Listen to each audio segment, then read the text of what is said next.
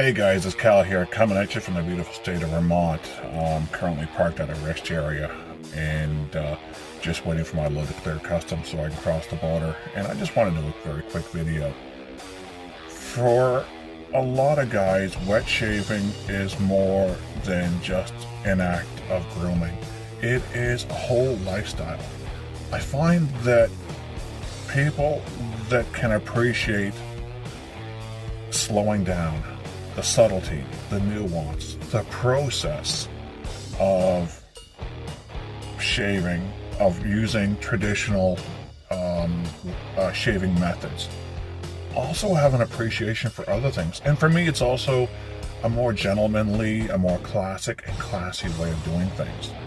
But I posted on some of the Facebook groups this morning about it, about, what other hobbies that wet shaving led into.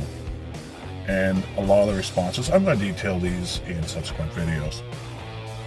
A lot of the responses I got were like everyday carry, getting into knives and pew-pews, getting into motorcycles and fast cars, some guys getting into blacksmithing or pottery and ceramics, woodworking. For me, it got me into hats, of which I have several. Men's fashion, to some extent, led into fountain pens. A lot of the guys in the groups you'll see are into fountain pens.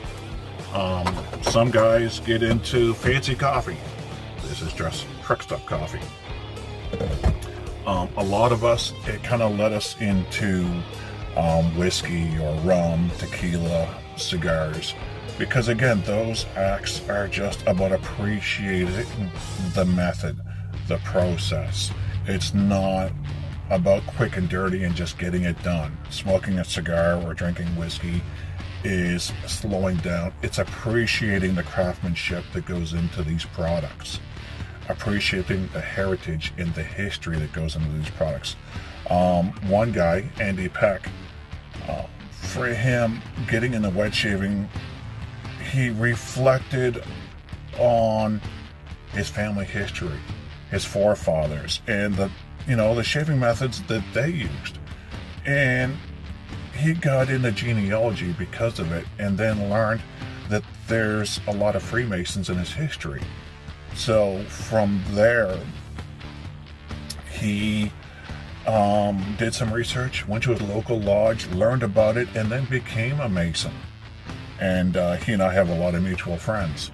I learned about masonry because of it, getting from wet shaving, my leap into whiskey, and then one of the guys in the groups, also named Ken, who reached out to me and then introduced me to a lot of his buddies, who invited me down to the lodge and enjoyed their company, learned a little bit about Masons.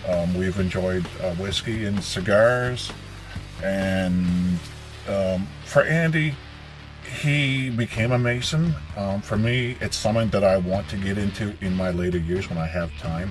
Trucking takes most of my time, so the few hours a week that I am home, it's just there isn't enough time to squeeze everything in. But again, I'm going to follow up these topics in much greater detail in subsequent videos.